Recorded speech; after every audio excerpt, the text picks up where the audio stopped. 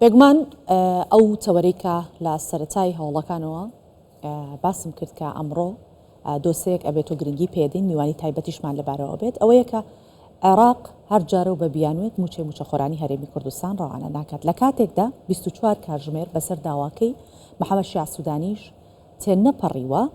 داواکەیان دەرهێنا لە پەرلەمان و ئێستا سوودانی ئەڵێ تەنیا 760 میلیارد دینار بۆ موچە لەبەردەستە هەموو ئەمانە دەبێ هاوڵاتی لێی ڕوون بێت بۆی ئاشکرا بێت کە ئەسڵن ئەم هەمواری یاسایە چییە و محەممەد شیع سوودانی چی وتووە لە پەرلەمان هەمووەمانە کۆمەڵی پرسیارن لە ڤیان سەبری سەرۆکی فراکسیۆنی پارتی لە پەرلەمانی عێراقی دەکەین بەخێر هاتی سپاس جارە پێش هەموو شتێ پێشەوەی کە بڵین ئێوە چیتان کرد بۆ لە پەرلەمان دەرچوون دوێنێ فراکسیۆنەکان کوردیەکان بۆچی دەرچوون با بزانین جارێ محەممەد شیع سوودانی هاتبوو چی ویست لە پەرلەمان و چی وت لەوێ الصلاة برز طبعا برز محمد شيع سوداني هاد بو طبعا بر او تطورات نوكتشي بوينت ناف سوريا دا بس هندي كرعه ولي باردوخ امني اقليمي دولي درباري او شريط شي بويني ديما هيك رؤيتها عراقي تشيك او حزنا كان بجدار بنت ناف بشريدا او هولي الدبلوماسي او تتاكرن او يكلوان بابتا بو بابتا دويش بحسي هندي كركو برنامج حكوميه وي اوی چی کریه چه انجازات کرینه خلال وی فتره راستی بابت سه او بابت تصدیر کردن نفته یعنی ها تناف انجمنی دا و باسی هنده کرکو افرو باردوخ هستیاره باسی هنده کرکو تصدیر نفته برای جهان زور گرنگه باسی هنده کرکو تی پشتی تحکیم پاریس چه بوی که او وقت تحکیم پاریس چه بوی بو عراق کفت سر ترکيا وكركو نفت نشت بريكو جيهان فأبت يعني تأثيرك هبيل سر إيرادات نافخوية عراقي باسي هندي كرجوتي بشتي هنجي طبعا دس بكر يعني باسكر جوتي فترة باش توقف بتصدير نفته جوتي بشتي هنجي تقريبا نفت نوكا يعني تشيت تقريبا دوصدوا هفته برميل 1000 برميل نفت روجانا و 5000 برميل جيبوا هرم كردستان بو استهلاك محلي عندك الوين نفته جوتي تشيت بريكا بصره باسي هندي كرجوتي هندك احتمال عقوبات الدولية شبن باسي هندي كرجوتي اگر هاتو نفت بريكا جهان نشت روجانا غرامك هاي سر عراقي باسي هندي كرجوتي توي نفته دا او تشيل بو جهان 100,000 برميل يكركوكا فقلتي بهمي هدره باسي هندي كرجوتي عجزه موازنيه هاي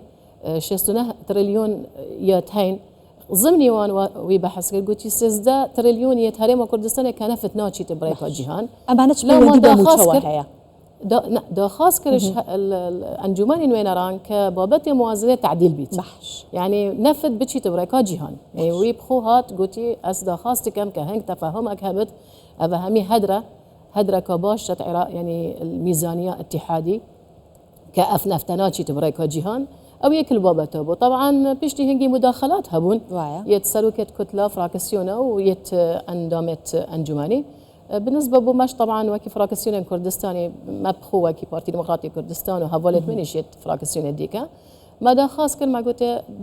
ابا حفتي روجا يعني ام بيجين تشرينا ايكي وتشرينا دويا هردوك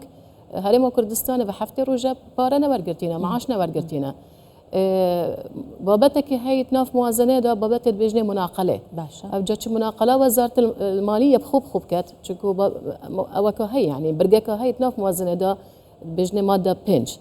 كوزيره ماليه صلاحيات تهينكو او مناقله بكات تناف ابواب دا تناف انواع دا تناف فصول دا وبابت ديكا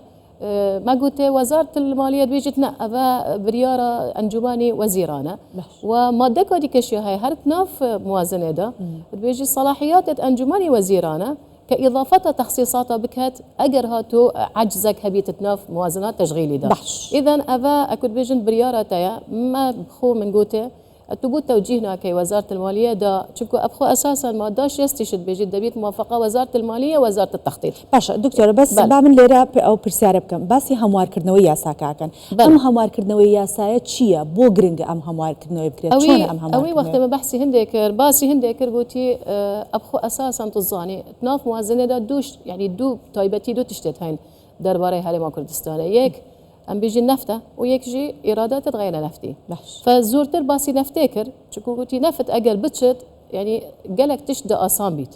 بو تعديل كردنا موازنه اگر هاتو تشيبي يعني اگر هاتو نفت شو طبعا بس هندي كرغوتي اساسا خلافك هبط ناف شركات دا چونكو العراق دا اتناف موازنه 2023 بيسيبو 6 دولار بو شركات نفتيت هرم كردستان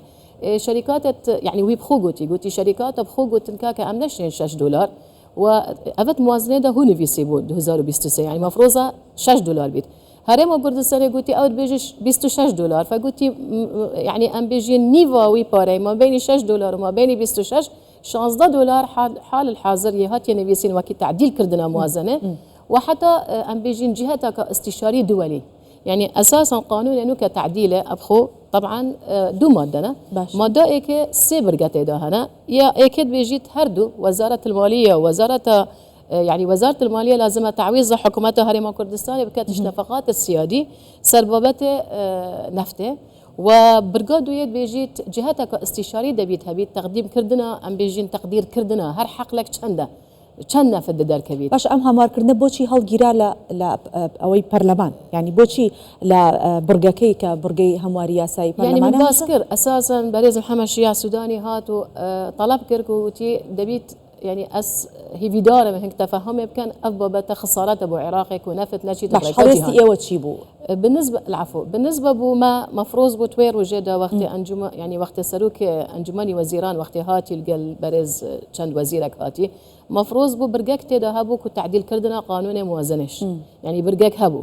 طبعا ويروجا ناتشيبي چونكو اساسا تظاني يعني اساسا ام بيجين جلسه قالك دريجبي مداخلات هبون ابخوي مداخلات هبون مش همي ومداخلات هبون جلسه تاجيل بو بروجا بنشنبي روجا بنشنبي همان فقرات هاتنا خاري كل وان او بوكو تعديل كردنا بابت موازنه بينين كتبر راسا هات ورقك هات السلوك لجنه مالي كداوا كردنا جارا كودي كتبجن تاجيل كردنا قراءه دويه قراءة دوية زور قرنقة بيتا كرن كي ديتك كردن نوكي تأجيل بي بروجا شنبي بحش شنبي كاتخوين نوي بودون جار بروجي شمة تأجيل كراء بالنسبة بما ما فصل التشريعي يعني تمديد هاد بكرن هاي فكي مفروضة انها دانزة انتهاء بيت ولو نوكش خلافك هاي ام بيجنت ناف انجماني وين راندا يعني يا قانوني آية نهي دانزة دي توابيت فصل التشريعي يان دجارة كريك تمديد بيت شنكو قانون موازنة أساسا ديف دستوري بيجت وقت موازنة تتناف أنجمنين وينراندا دبيت أو فصل كتاي بينهت حتى أم تصويت بكين فنوكش حال الحاضر خلافك هاي تناف أنجمنين وينراندا بس بالنسبة بوما بوشي أم در كفتين شنكو براستي مديدكو جارك تأجيل بي روجا شارشان بي هالرأسا كتبر أندام همي در كفتن هرشان يعني جلسة هبو و او برگه تأجیل بو روجا پنجشنبه روجا پنجشنبه جارا کاری که گوتن ناهیت خوندن فما براستی هنده گمان ما هبو فماش وكي فراكسيون كردستاني يعني ما دا خاص كركون بلا بيت خوندن و پشتی هنگی مشکلانی بلا وزير ماليه بيت بلا اگر روجي گفتگوها بيت یک شمه دانشتنی ترکرت وایه شنبی روجی شمه دانشتنی ترکرت پێتان وایە هەمان هەڵوێست هەبێت دیسان و فراکسیۆنە کوردیەکان يعني هیویدارین من گوت بەشداریەکەن پێش پێشەوەی کە دەست پێ بکات بەشداریەکەن یاخود ئەگەر چوونە ژوورۆ ئەگەر دیسان طبعا دە بەشدار بین ئەم فراکسیۆنە کوردستانی هیویدارین ئەف بەرگەیە بچێت چونکە ئەف بەرگەیە حساسە ئەف بەرگەیە گرنگە چ گرنگە بۆ عێراق بخۆ چونکە من باس کرد ئەوی گوتی عجزە هەیت ناف موازنەدا عجزە هەیت ناف ئیراداتە وبالنسبة بو هرم كردستان طبعا زور جرنجا بالنسبة وأفش تفاهمك يعني أف تعديله يهاتي بشتي تفاهمات تنفبرا هردو حكمته اتحادي قال حكمته هرم كردستان درباري يعني أف معدلة بينه $15 بدن وزارة المالية حتى أو جهة استشاري أو دولي بيجت هر حق لك چند تشيت مثلا كلفتا استخراجي كلفتا نقله چنده بابتا يتصدير كردنا نفته يعني بابتا نفته اگر هاتا چاره سر كرن بشك ايرادات غير نفتي حكمته هرم كردستان التزامات خويت كرين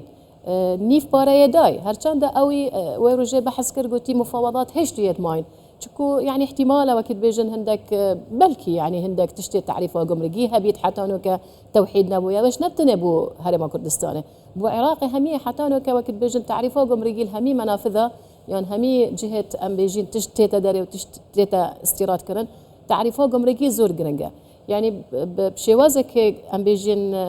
كرد سي بابتت هاين يك نفته اگر هاتو تصدير بي بالنسبه بو مجد باش بت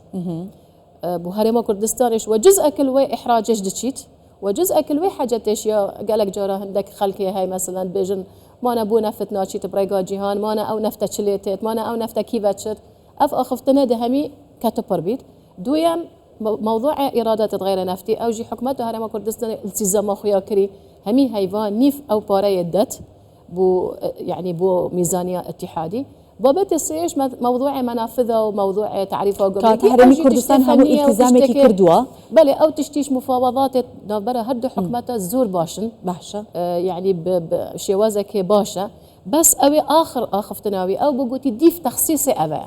يعني ديف تخصيصه مفروضه نحصدوا بنجي ام بيجي مليار دينار بدت ديف تخصيصه او هات يدوناتنا في موازنه ده وقوتي يعني قوتي تخصيص افيا طبعا بالنسبه بما يعني افتشتاوي نقوتي بس ام باش الظاهر نسبته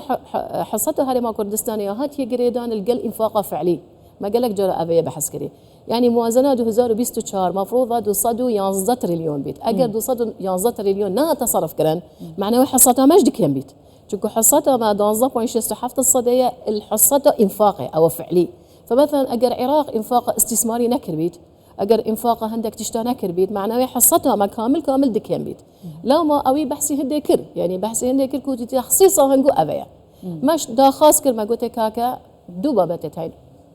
مناقله يا هي بحش واضافات شيت هين اجر مناقلات شو وزيره ماليه مناقله بكت اجر او بيجيتنا صلاحيات تهنقونا باتوش استخدام الصلاحيات تخبك اضافه كردنا هندك بارا دانيال سر موازنه تشكو ما داش يستد بيجيت يحق يعني هناك اضافه تخصيصات وقرار مجلس الوزراء في اضافه تخصيصات لسد العجز الحاصل في الميزانيه التشغيليه تمام او بابتك ما باسيش كل ما قلت لك كمحكمه اتحادي تبجت نابت هيك دوافعها بنيت نبيت اسوه بهمي محافظات الديكه دبيت موظف يعني هنگ وی پاره انا ما كردستان داكو پاره خوار گرن بله دست خوشی دیکین خاتو ویان صبری سرکی فراکسیونی پارتی لپارلمانی عراق میوانی کردستان 24 و سپاس با آمده بونی زور سپاس